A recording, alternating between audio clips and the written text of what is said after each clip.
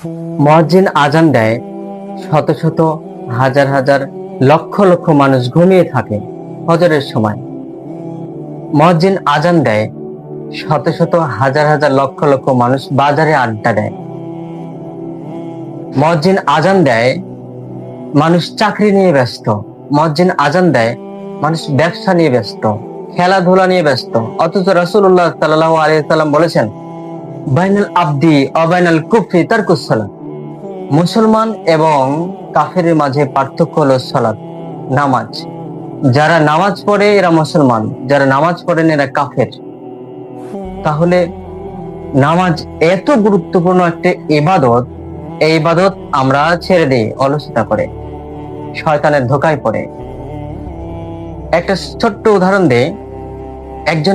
একজন মানুষকে হত্যা করলো, তখন একজন বেনামাজি বলবে, এত বড় একটা পাপ কাজ করলো, ও অমানুষ, ওর ঈমান নেই, ও কবিরা গুনাহ করলো। সে অন্যকে বলছে যে ও অমানুষ, ওর ঈমান নেই, ও কবিরা গুনাহ করলো। আপনি কি জানেন যে আপনি যে নামাজটা পড়লেন না, নামাজ ছেড়ে দিলেন, আপনিও কবিরা গুনাহ করলেন। মানুষ হত্যা করা মহা কবিরা গুনাহ, আর নামাজ ছেড়ে দেওয়া এটাও মহা কবিরা গুনাহ। এজন্যই রাসূলুল্লাহ সাল্লাল্লাহু আলাইহি সাল্লাম নামাজের বিষয়টা অনেক গুরুত্ব দিয়েছেন। রাসূলুল্লাহ সাল্লাল্লাহু আলাইহি সাল্লামের শেষ নিঃশ্বাস ত্যাগ হওয়ার আগ পর্যন্ত নামাজ নামাজ এটা বলেছেন, হে আমার উম্মতেরা, তোমরা নামাজ আদায় করো, তোমরা নামাজ আদায় করো।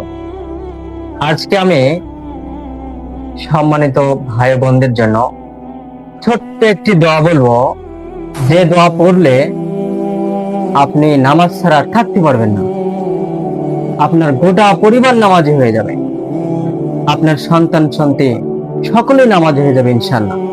আমি বলে দিচ্ছি, পবিত্র কোরআনে সূরা ইব্রাহিমের 40 নম্বর আয়াতে এই আয়াতটি উল্লেখ আছে, রব্বিজ আলনি মুকিমাস সালাতি ওয়া মিন যুররিয়াতি রব্বানা ওয়া তাকাব্বাল দুআ। হে আল্লাহ, তুমি আমাকে নামাজি বানাও আর আমার পরিবার পরিজন, আমার সন্তান, এদেরকে নামাজি বানাও। হে আল্লাহ, তুমি আমাকে নামাজি বানাও আর আমার সন্তান সন্ততি তাদেরও নামাজি বানাও। হে আল্লাহ, তুমি আমার দোয়া কবুল করো। কেউ যদি এই দোয়াটা নিয়মিত পড়ে, নামাজে এবং নামাজের বাহিরে যদি কেউ পড়ে, ইনশাআল্লাহ তার গোটা পরিবার নামাজি হয়ে যাবে ইনশাআল্লাহ। অনেক মানুষের বাস্তব জীবনে আছে যে দোয়াটার বদৌলতে আল্লাহ সুবহানাহু ওয়া তাআলা নামাজের জন্য তাদের মন সব সময় পাগলের মতো হয়ে গেছে। আল্লাহ সুবহানাহু ওয়া তাআলা হেদায়েত দান করেছে শুধুমাত্র একটি ছোট্ট দোয়া।